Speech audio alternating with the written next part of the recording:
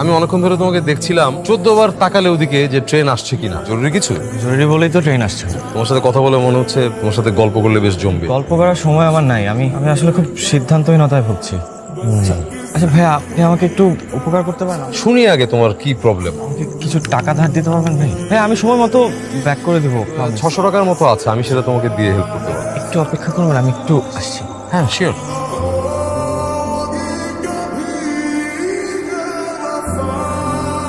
বোকা নাকি তুমি? কই গেছিলে? তুমি জানো না এখানে আমি একা বসে আছি? টাকা ম্যানেজ করতে গেছিলাম। আরে টাকা কে দেবে তোমাকে? টাকা ধার করতে গেছিলাম। আচ্ছা, আপনি এখানে আরো কিছুক্ষণ ওয়েট করতে পারবেন? ট্রেন আসতে আরো 1 ঘন্টা লেট হবে। পারবো। তোমার কাহিনী বলো শুনি। তোমার হঠাৎ টাকার প্রয়োজন পড়লো? হ্যাঁ, আপনাকে সত্যি কথাটাই বলি, আমি আসলে বাসা থেকে পালিয়েছি। তাই নাকি? ফোন টোন করে পালাওনি তো? ওই সাহস আমার নেই, ওটা আমাকে দিয়ে হতো না। তুমি চাইলে খুলে বলতে পারো আমাকে কি ঘটনা। ভাইয়া, আমি আসলে একা পালাই। কোনো মেয়ে নিয়ে পালিয়েছো? জি। ও আছে ওই ওয়েটিং রুমে একা ওয়েট করছে। ভালোবেসেছো, পালাবে না তো কি করবে? আমি একবার বাড়ি থেকে পালিয়েছিলাম, একটা মেয়েকে নিয়ে পালিয়েছিলাম। গল্পটা বলা যায়? একদিন কেন সাথে লাগেজ নিয়ে কই যাচ্ছ? আমি একেবারে চলে এসেছি। মানে মানে এখন তুমি আমাকে নিয়ে পালাবে, তারপর আমরা বিয়ে করবো, আমরা অন্য কোথাও যাবো, যে ওখানে সেটেল। আর যদি এখন না পালাও তাহলে আমি তোমার খবর করে ফেলবো। আচ্ছা ঠিক আছে, পালাবো। তোমার গল্পটা একটু শুনি। তোমরা পালাচ্ছই বা কেন? ময়না বললো না পালালেও গলায় দড়ি দিবে। আচ্ছা তারপর কি ঘটনাটা বল। ময়নার সাথে আমার পরিচয় একটা বইয়ের মাধ্যমে। আমি বই পড়তে খুবই পছন্দ করি। তো একদিন পুরাতন বইয়ের শেষ পৃষ্ঠায় ফোন নম্বর সহ একটা লেখা দেখতে পাই। হ্যালো, কে বলছিলেন? জি, আপনি আমাকে চিনবেন না। আপনার নাম্বারটা আমি কালবেলাতে পেয়েছি। তার শেষের পাতায় আপনার একটা আহ্বান ছিল। বইটা বিক্রি করে দেওয়ার পর অপেক্ষা যেমন করেছিলাম তেমনি আফসোসও হয়েছিল। যেমন একটা সস্তা কাজ কিভাবে যে আমাকে দিয়ে হলো। সস্তা কেন বলছেন? একটা মেয়ের নাম্বার বইয়ের শেষ পাতায় লিখে রেখেছে, ব্যাপারটা কি খুব শোভনীয়? যাই হোক, আপনার লাইনগুলো পড়ে আমি আসলে ইনস্ট্যান্টলি পরের লাইনগুলো ভেবে ফেলি। শোনাই আপনাকে? দুদিন পরে সেই লাইনগুলো শোনার ইচ্ছা আমার একদমই নেই। না শুনলে না শুনবেন, সমস্যা নাই। আচ্ছা তারপর মেয়েটির সাথে তোমার আর যোগাযোগ হয়নি? সারাদিনও আমাকে আর ফোন দেয়, ভেবেছিলাম ফোন দিবেও না। রাতে হঠাৎ হ্যালো, রাগ করেছেন? আসলে তখন আপনার থেকে পরের লাইনগুলো শোনা উচিত ছিল। ফোন রাখার পর এত মায়া হচ্ছিল। দেখুন, আমি আসলে মায়া পাওয়ার মতো কেউ নই, মায়া করবেন না প্লিজ। ঠিক তা না, আসলে ভদ্রতার জায়গা থেকে হলেও শোনা উচিত ছিল। আচ্ছা, আপনাকে একটা ফ্রেন্ডলি রিকোয়েস্ট করতে পারি? মানে সামনে তো আপনার জন্মদিন, তো একজন শুভাকাঙ্ক্ষী হিসাবে আপনাকে একটা বই গিফট করতে পারি? আচ্ছা।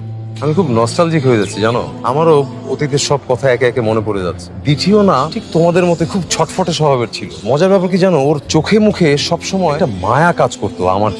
করে টাকা দাও না ব্যক্তিকে। টাকা দিয়ে সিগারেট কিনবে, তাই না?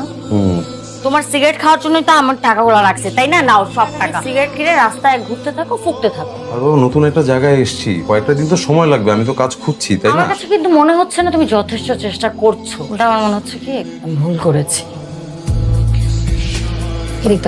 সরি। আপনার গল্পটা তো অনেক কিউট। তারপর কি হলো? তারপর আমার আর দিঠির গল্পটা না আর বেশি দূর এগোয়নি। ওর সাথে আস্তে আস্তে আমার একটা দূরত্ব বাড়তে থাকে। যাই হোক, তোমার গল্প বলো শুনি। আমার গল্প, আমাদের কথা চলতে থাকলো। তুমি কি এখনো অপেক্ষা করছো নাকি চলে গেছো? তোমাকে যেখানে আসতে বলেছিলাম সেখানেই দাঁড়িয়ে আছি। সারপ্রাইজ। কখন এসেছো? পছন্দ হয়েছে? কি পছন্দ হবে? আমার চেহারা। আমি কি তোমার চেহারা দেখে তোমার সাথে প্রেম করেছি মুরাদ? কিন্তু তুমি অনেক সুন্দর। তোমার জন্য একটা বই এনেছি। Thank you. চলো কোথাও বসি। আজকে কোথাও বসবো না, আজকে শুধুই হাঁটবো। চলো চলো হাঁটি।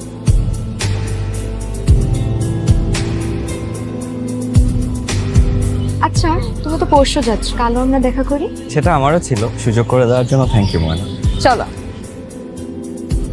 ভাই, ইথি আপাকে আপনার জীবনে আর নেই? না, ও এখন অন্যের বুকে মাথা রেখে সুখের সংসার করছে। কি বলছেন? তোকে বলেছি না যে দিঠিকে নিয়ে আমি বগুড়া চলে গিয়েছি। ওর বাবা কি করে যেন খবর পেয়ে যায় যে আমরা পালিয়ে বগুড়া আছি। এরপর লোকজন নিয়ে গিয়ে ওখানে হাজির। দিঠিকে ওখান থেকে ধরে ঢাকায় নিয়ে চলে আসে। ঝটপট আমাদের ডিভোর্সটাও হয়ে যায়। 4 বছরের জেল হয়। কি বলেন? প্রেম করলে কি জেল খাটতে হয় নাকি? আরে তুমি ঘাবড়িও না, সবার লাইফে যে আমারটার মতো ঘটনা ঘটবে তা তো। আমার মনে হয় না এমন হলে আমি ময়নাকে ভুলতে পারবো। আমাদের দেখা করার দিনগুলো যে কি সুন্দর ছিল।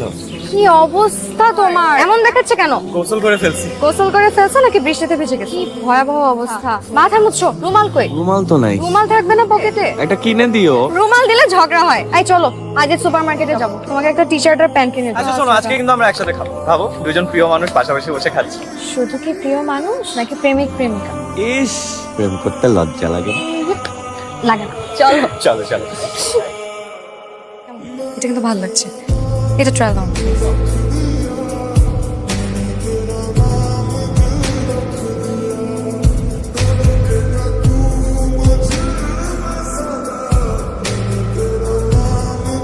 দেখেছো তো প্রেম কতটা স্বর্গীয়। এরকম ভালোবাসা পাওয়া কিন্তু ভাগ্যের ব্যাপার। আর ওকে পাওয়ার সমাপ্তিটা যে এতটা নাটকীয় হবে সেটা ভাবতে পারি। হলোই বা না হয়, জীবন তো একটা নাটক। ময়না অনেকক্ষণ একা একা বসে আছে, আপনি একটু ওর সাথে গিয়ে কথা বলবেন ভাইয়া? অবশ্যই, কেন নয়, চলো। তুমি একটু এগো, আমি আসছি, আমার ফোন আসছে তো। হ্যালো, কে?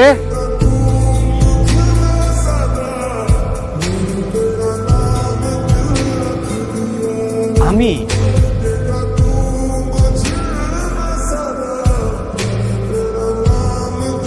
তোমাকে কয়েকটা কথা বলি। আমি কিন্তু মানুষটা খারাপ না, বুঝলা? আমি নিজেও তো একজন প্রেমিক। তোমরা দুজন তো প্রেম পাখি। তোমাদের নতুন বাসা গড়ে দেওয়ার দায়িত্ব আমি নিই। চিন্তার কিছু নেই, আমার উপর তোমরা বিশ্বাস রাখতে পারো। আমাদের বাড়িতে তোমাদের জায়গা দিই। আমি আরেকটা জিনিস চিন্তা করেছি, এখান থেকে আগে তোমাদের দুজনকে নিয়ে যাব কাজী অফিস, তোমাদের বিয়েটা পড়িয়ে দেবো। এরপর তোমাদেরকে নিয়ে যাবো আমার বাড়ি। কি বলো রাজি? ওর আপত্তি আছে কিনা একটু জিজ্ঞেস করো।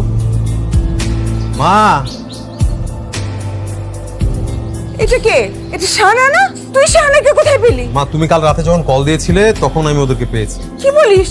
কিভাবে পেলি? কিভাবে বল না ঠিক করে। তুমি একটু শান্ত হও, আমি তোমাকে সব খুলে বলছি। তুমি একটু এগো, আমি আসছি, আমার ফোন আসছে তো। বলো, কল করেছো কি জন্য? শাহানা তো পালিয়ে গেছে। শাহানা পালিয়ে গেছে মানে? হ্যাঁ, একটা চিকন ছেলের সাথে, নাম নাকি ওর মুরাদ। আরে রাখো তো ফোন, দেখছি আমি।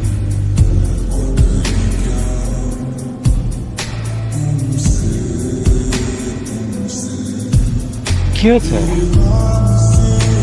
আচ্ছা মা, তুমি আমাকে একটা কথা বলো তো, তুমি থাকতে শাহানা পালালো কি করে? জিজ্ঞেস করে দেখ ওই গাধা মেয়েটাকে। ভাইয়ের কাছে আমাকে কেন দেখাচ্ছ?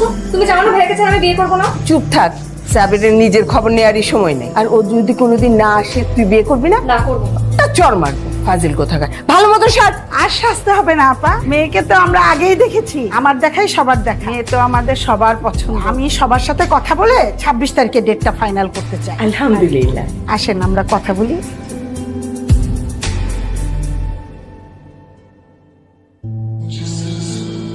শাহানা, কখন থেকে ডাক? কি রে শাহানা? মা, বড্ড বেশি বিয়ে বিয়ে করছিলে তোমরা। আমার খুব অস্থির লাগছিল। আমার এদিকে বিয়ে হয়ে গেলে ওইদিকে মুরাদ মরে যাবে বলেছে। ওকে আমি কথা দিয়েছি মা, আমি কথা না রাখতে পারলে গলায় দড়ি দিয়ে দিতাম। তার চেয়ে ভালো ওর সাথে চলে যাচ্ছে। এখন বলো, গলায় দড়ি দিলে তোমরা কি খুশি হতে, নাকি পালিয়ে গিয়েছি এটাই ভালো? ভাইয়াকে সব বুঝিয়ে বলবে। তার মানে আপনি ওর ভাই? আজও পুরোটা রাস্তা কেউ আমাকে এটা বললেন না। তোমাকে একটু সারপ্রাইজ দিলাম।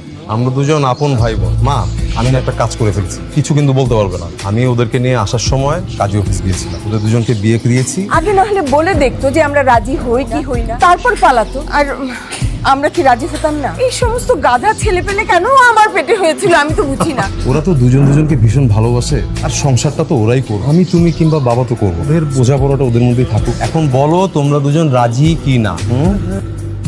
রাজি।